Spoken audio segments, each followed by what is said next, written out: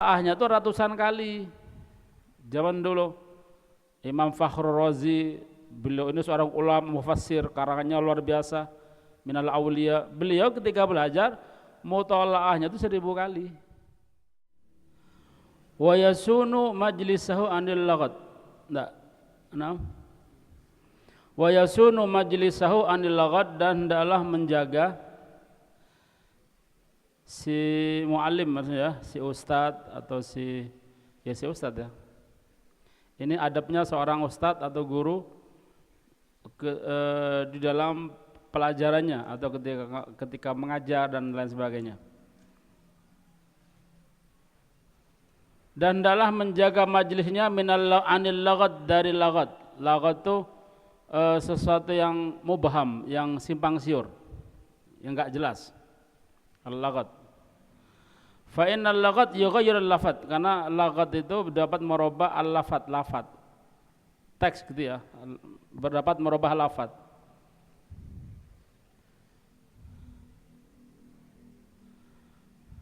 Maksudnya kalau simpang siur ibaratnya enggak usah dibahas dulu. Cari kejelasannya gitu maksudnya. Wa an raf'il aswati, kemudian dan juga dari mengangkat suara keras, wa ikhtilafi jihatil bahas, dan perbedaan pembahasan, jihad, arah pembahasan. Maksudnya kalau bab wudu ya sudah, bab wudu selesaikan, jangan pindah ke sana kemari gitu ya, terus pindah ke bab jual beli mungkin, nah, itu enggak, biar fokus gitu ya. Jadi difokus kepada bab yang dia bahas apa. Malah nanti dapat membuat apa tadi, si murid tadi bingung. Qala ar-Rabi' kana Syafi'i idza nadharahu insanun fi mas'alatin fa'adala ila ghairiha yaqulu nafraq min hadhil mas'alah. Nah, gitu ya. Summa nasiru ila ma turid. Berkata Rabi, Imam Rabi ini muridnya Imam Syafi'i ya. Ar-Rabi, karena Syafi'i, konon Imam Syafi'i itu apabila nadhara, apabila berdebat, mengadakan debat atau apa, adu argumentasi bahasanya, berdebat dengan orang lain, fi mas'alatin, di dalam satu masalah, fa'adala ila ghairiha, maka orang tadi berpindah kepada hal yang lain, adalah ila ghairiha, yaqulu, maka dia berkata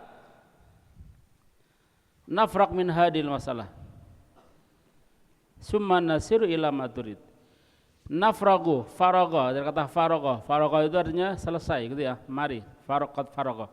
Maksudnya kita akan menyelesaikan hadhil masalah ini ya. Imam Syafi'i langsung mengatakan kita akan menyelesaikan masalah ini dulu, artinya tidak usah kemana-mana. Summa nasiru ila maturid, kemudian kita berpindah ila maturid, soro itu menjadi, kemudian kita menjadi, maksudnya kita beralih kepada maturid, apa yang engkau inginkan. Wa yatalattaf fi dzalika, dan kemudian yatalattaf, berlemah lembut, fi mabadihi, mabadi itu di dalam permulaannya mungkin ya, qabla intisyarihi, sebelum disebarkan. Bismillahirrahmanirrahim. Wa yadhkurul hadirun, apa tadi,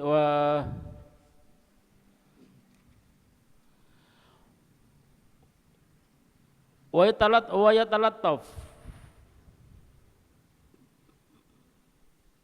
fi dzalika fi mabadihi qabla intisyari, berlemah lembut, atau mungkin di sini perhatian ya, hendaklah harus diperhatikan dulu ya. Fi dzalika, di dalam hal itu, fi mabadihi, di dalam permulaannya, qabla intisyari, sebelum disebarkan. Wa tawallan nufus, tawallan ay yuqalu tawallahu atba'ahu wa radiya wa rida bihi, sebelum disebarkan. Wa tawlan nufus, tawlan itu ay atba'ahu diikuti, atau waridobi dan sebelum diridhoi atau di apa namanya, sebelum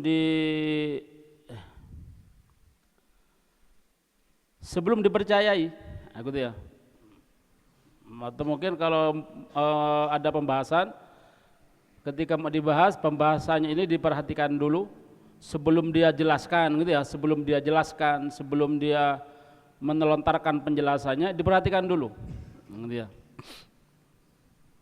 Karena nanti kalau sudah terlanjur diucapkan, nanti akhirnya dipercayai, ternyata kurang betul yang dipercaya itu kurang betul lah, nanti tanggung jawab, gitu ya. Makanya seorang guru tuh tidak gampang ya, lebih sorok gurunya daripada muridnya. Ya, ketika mau menyampaikan sesuatu itu harus harus diperhatikan dulu, dan setelah tersampaikan juga dikoreksi lagi betul apa enggak. Dan ketika salah jangan malu untuk merevisinya di hari kemudian. Insyaallah pernah cerita ya, Habib Abdul Qadir Bil Fiqih. Habib Abdul Qadir Bil Fiqih itu gurunya Habib Alwi bin Salim Al-Idrus, muassis Hadal Mahad. Ya. Guru kita Habib Alwi Al-Idrus, ya.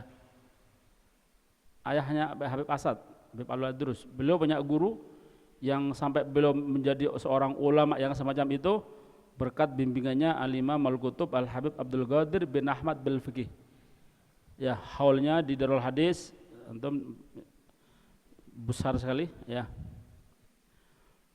2 hari biasanya menjelang bulan Rejab, awal Rejab, akhir Jumadil Akhir.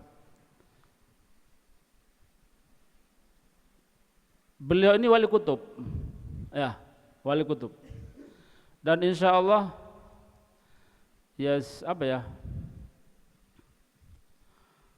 kalau dia ngajar, mungkin kalau kesalahan itu mungkin tidak mungkin. Cuma mungkin untuk ngajari yang muridnya mungkin ya. Wallahu a'lam. Jadi beliau ini dikatakan, kita pernah mendengar salah satu manakibnya itu, beliau ini kalau ngajar, yang disampaikan sekarang nanti minggu depan itu dikoreksi lagi, takut ada yang salah. Dan belum muta'alah lagi. Setelah tersampaikan, diingat-ingat apa tadi? Takut jangan-jangan itu salah. Nah, kalau salah nanti minggu depannya beliau tidak malu untuk merevisi apa yang dia jelaskan. Ya. Jadi sebelum diajarkan, dipelajari, dimutolaah, setelah diajarkan, diperiksa lagi, dimutolaah lagi, takut ada yang salah. Ya. Ndak moro-moro mentang-mentang jadi ustadz terus gak tahu ngaji, gak tahu mutolaah, ini bahlul ya. Ini ustadz bahlul namanya. Ya. Enggak boleh ya. Justru lebih tanggung jawab si guru tadi. Harus direvisi. Aduh, kayak enak malu ya. Lah apa malu? Ya. Mungkin perasaan dia malu, cuma orang lain menanggapinya belum tentu malu. Bisa jadi ini jadi menurut orang lain ini suatu kehebatan. Kenapa? Dia ndak malu untuk mengungkapkan kesalahannya, gitu. Ya. Ada juga, insya Allah kita pernah bahas ya, Habib Salim Syatiri. Kita ini anak tahu langsung dari orang yang pernah ngaji ke beliau langsung. Ada salah satu guru di sini. Dulu ya ada Ustaz lupa nah. Allahul Qadillahil Aladzim. Ada ingat Anda pernah ngomong ya? Ustaz siapa tuh? Jadi Ustaz ini Masya Allah orangnya. Dia ini apal qiraatus sab'ah. Dia sekarang punya pondok di Palu sana. Ya, dia sekarang punya pondok di pondok Quran di Palu. Dulu sebelum punya pondok di Malang. Ya, menantunya siapa? Ente Asrobi yang kuliah itu? Ki Hasim Muzadi, mantunya. Ya, mantunya kayak semua jadi Ustaz siapa lupa namanya. Dia lulusan Tarim sama temannya Bebasat. Satu saat Bebasat nggak ada ya seperti sekarang ya, Kalimantan, keluar kota. Ada beliau ini, alhamdulillah ini ada temannya, kita suruh, Ustaz tolong ganti Ustaz Habib Asad. Dia cuma tersenyum, enggak. Loh, lah apa Ustaz? Loh, ente dadak, saya belum mutolaah loh. Masa yes dipaksa akhirnya dia enggak punya jawaban lain, dia ngomong, guru saya dia Habib Salim Syadiri itu, beliau ini kalau mau ngajar, beliau ini masih mutolaah dulu 40 kali yang mau diajarkan. Gitu ya. Lah saya ini belum mutolaah, belum baca apa-apa, kok saya suruh ngajar, suruh gantikan, suruh duduk di depan, saya enggak mau. Long guru saya saja ya sekelas Habib Salim Syadiri itu masih kalau mau ngajar tuh masih harus mutolaah dulu 40 kali. Gitu. Dia enggak mau, tetap enggak mau. Ya. Sekelas beliau ya, sekelas Habib Salim Syadiri ya. Jadi intinya apa? Soro gitu ya. Kalau kita murid ya pokoknya dibaca kadang-kadang. Tapi kalau kita mau soro tambah hasilnya besar ya. Orang-orang dulu soro kalau belajar. Makanya setelah belajar jadi betulan mereka. Mutolahnya nggak nanggung-nanggung. Oleh mutolaah kayak kita sekali 2 kali itu bukan mutolaah namanya. Ya. Selelit ya. Makan selelit tak. Mutolaahnya tuh ratusan kali.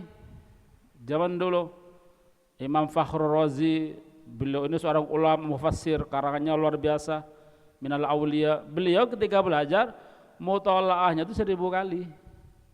Orang dulu ya. Paling ringan kita ngikuti thariqahnya Habib Ahmad bin Zain Al-Habsyi. Beliau ini muridnya siapa? Al-Habib Abdullah bin Alwi Al-Haddad Sahibur Ratib. Beliau ini murid kesayangannya, alim, aulia, wali dan lain sebagainya. Ya. Anaknya Wali Kutub, walhasil gurunya Wali Kutub, gitu ya. Beliau ini ketika belajar ndak leha-leha, ya kita bukan kita, enggak, kita insya Allah semangat, insya Allah, ente semangat semua. Wes gurunya Wali Kutub, orang tuanya Wali Kutub, wes kanan kiri oke, gitu ya, kanan kiri oke. Gimana belajarnya dia? Dia ini masih menunjukkan semangatnya dia. Beliau ini kalau membaca pelajarannya 50 kali. Jadi dibaca 50 kali. Ya, sebelum belajar di mutolaah 25 kali. Kemudian dia belajar ke Imam Haddad. Setelah belajar ke Imam Haddad, pelajaran yang tadi dipelajari, yang tadi sebelumnya dibaca berapa? 25 kali. Setelah belajar dibaca 25 kali lagi. Total 50. 50 plus sama Imam Haddad berarti 51. Padahal muridnya Wali Kutub ya. Wali Kutub muridnya, apa gurunya? Wah dia orang tuanya Wali Kutub pisan. Wis kanan kiri kutub oke gitu ya. Nah, kita ini siapa ya? Ini siapa? Kita siapa kita ini? Ya, Wali Kutub. Boleh B-nya diganti K ya, Wali Kutub. Ya. Wali Kutub. Ya insya Allah kita lebih dari itu. Mungkin 70 kali kita ya. Ojo sampai enggak sama sekali. Tapi kenyataannya kita pernah masuk kelas 2, kelas 3 itu tanya itu wis poco ping pira. Jawabannya enggak dijawab dengan kata-kata, cuma senyum saja. Dengan geleng-geleng kepala. Ping pira maca ente? Dengan senyum, rodok malu-malu, takut sampai gini. Belum. Dengan jawab 1 kali. Kapan? Ya pas belajar. Ya.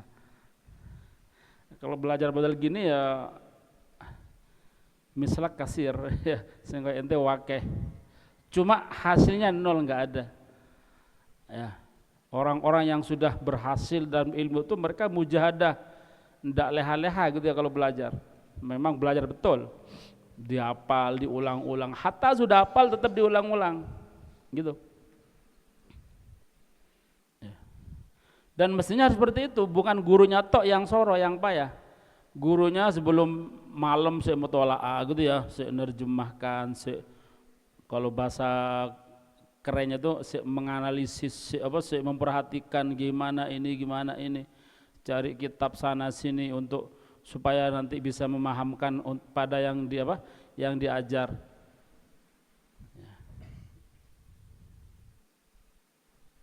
Yang belajar juga mestinya harus lebih lagi, mestinya lebih lagi gitu ya. Oh, cuma yang ngajari tahu, akhirnya nanti yang ngajari tahu pintar, yang diajar ya gak apa-apa. Kemudian walafu wayadkurul hadirin, dan adalah mengingatkan, wayadkur dan mengingatkan hadirin, mengingatkan orang-orang yang hadir ya, majaa tentang hadis-hadis tentang riwayat-riwayat fi karahiyatil mamarad, di dalam karahiyah itu karaha, bukan larangan haram dak ya, anjuran karahiyah, bahayanya gitu ya, di dalam bahayanya al-mamarad. Mamarad ini perdebatan, hati-hati gitu ya, di dalam bahayanya perdebatan. Karena perdebatan ini jadi kalau tidak hati-hati bisa merusak hati gitu ya. Orang berdebat ini kadang-kadang nafsu. Mungkin awalnya dia diskusi masalah ilmu, tapi nanti pada akhirnya kadang-kadang banyak mengarah ke nafsu, engker-engkeran, akhirnya gelut mungkin gitu ya. Harus hati-hati tentang masalah berdebatan. La siyama ba'da dhuhuril haq, terutama lebih-lebih setelah nampaknya kebenaran. Setelah berdebat, karena orang debat itu maksudnya adalah mencari kebenaran, bukan cari kemenangan. Lah, setelah nampak kebenaran, maka harus saling menyadari. Ya, yang mendapatkan kebenaran berarti ya sudah, itu yang ibarat yang menang gitu ya. Yang enggak mendapatkan berarti harus ngalah, harus ikut yang hak. Wah, gitu ya. Tapi kadang-kadang karena bukan dia yang menemukan, atau karena kebenaran itu beda dengan pendapatnya dia, kadang-kadang sampai tidak mau. Nah, berarti ini mengikuti hawa nafsu berarti. Nah, maka di sini disebutkan la syama ba'da dhuhril haq, terutama setelah nampaknya kebenaran. Setelah nampak kebenaran maka harus diikuti dari siapapun kebenaran tersebut. Dari pihak yang manapun, ketika berdebat kemudian salah satunya mendapatkan kebenaran, menemukan jawaban, maka terus sesuai dengan dalil, maka harus ikut gitu. Debat seperti itu. Kalau ndak ikut berarti ya debatnya bukan cari kebenaran tapi cari kemenangan. Nah, gitu ya. Wa inna maksudal istima' duhurul haq. Nah, ini ya. Dan sesungguhnya maksud tujuan daripada istima', perkumpulan untuk berdebat, diskusi masalah ilmu itu adalah duhurul haqqi, adalah nampaknya kebenaran. Paham ya? Orang berdebat diskusi tentang masalah ilmu itu tujuannya adalah supaya kebenaran itu nampak, wasofail qulub, dan untuk kejernihan hati, wa talabul faidah dan untuk mencari faedah. Itu maksud daripada debat itu seperti itu, bukan cari kemenangan gitu ya, atau permusuhan.